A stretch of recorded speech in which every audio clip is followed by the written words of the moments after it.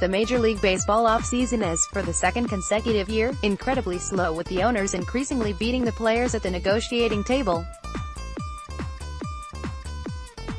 We keep hearing about the luxury tax, which now seems to be operating as a salary cap.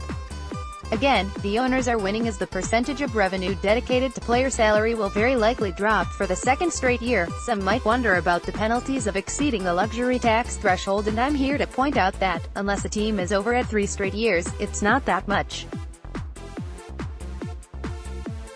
It's really not. For this season, the threshold is $206 million. Here's the rule: a club exceeding the competitive balance tax threshold for the first time must pay a 20% tax on all overages. A club exceeding the threshold for a second consecutive season will see that figure rise to 30%, and 3 or more straight seasons of exceeding the threshold comes with a 50% luxury tax. If a club dips below the luxury tax threshold for a season, the penalty level is reset. So, a club that exceeds the threshold for 2 straight seasons but then drops below that level would be back at 20% the next time it exceeds the threshold. With this in mind, let's say a club decides to spend $216 million on payroll in 2019. That's $10 million over the threshold, meaning the tax is $2 million. Given how much money in which Major League Baseball is swimming right now, that's a drop in the bucket. If your favorite team has avoiding signing Bryce Harper or Manny Machado because of this, you should be off the charts angry. Now, it's much more complicated than that, of course. If a team is over the threshold 2 straight years, the tax is 30%. Still, that only adds $1 million to $3 million in taxes. In the above example of running a $216 million payroll instead of $206 million, if a team is over the threshold 3 or more years in a row, the tax goes up to 50%. That sounds really steep, but, again, the tax on a $216 million payroll would be $5 million. Left-handed reliever Justin Wilson is making $5 million in 2019. It should illustrate just how easily MLB teams, especially a relatively cheap one like the Mets, can afford $5 million. Now, there are extra taxes for spending more. Teams that go at least $20 million over the threshold get taxed in the $20 million, $40 million over age range by an addition 12%, so 32% total.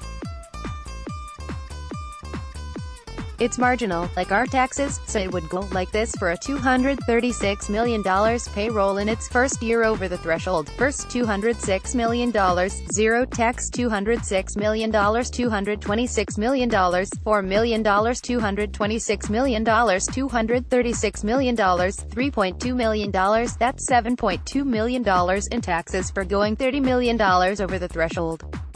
That's less money than the Twins are going to pay Jonathan Scope this season after he hit .233, .266, .416 with 19 walks and 115 strikeouts in 501 plate appearances last season. Only the Red Sox and Nationals owed luxury tax. Full breakdown here.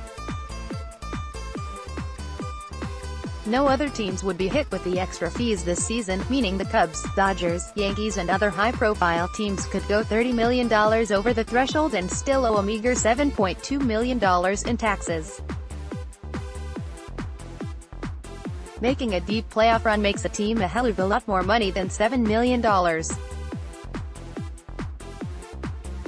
And yet, almost every high-profile team is refusing to go over the threshold at this point for the 2019 season. This isn't to say the owners should be recklessly throwing money around and paying a 50% tax on the overages required for a $300 million payroll year in, year out, and yes, it's a lot easier to spend other people's money.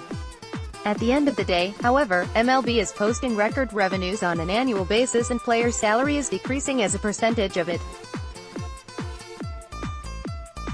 The owners won with this CBA and are continuing to win over the players. When we look at Harper and Machado, it's not like they can even be compared to previous free agents who signed 10-year deals. They hit free agency at age 26, not 30.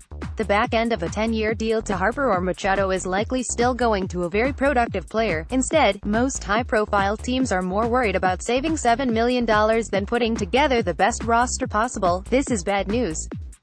for the fans, and you should be upset at this point, because not only is it likely your favorite team is operating on a tighter budget, but it's also likely there will be a work stoppage at some point in the coming years if this keeps up.